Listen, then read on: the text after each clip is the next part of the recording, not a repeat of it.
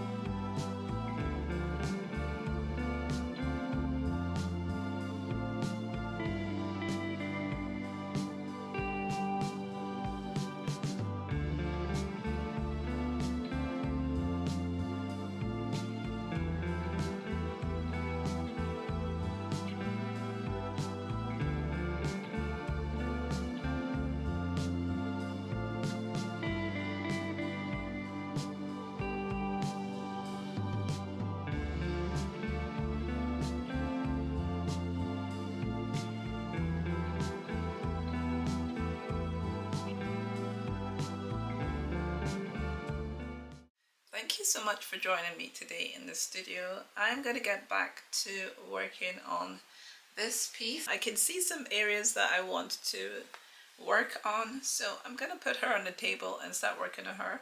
But yeah, I'll see you guys next week.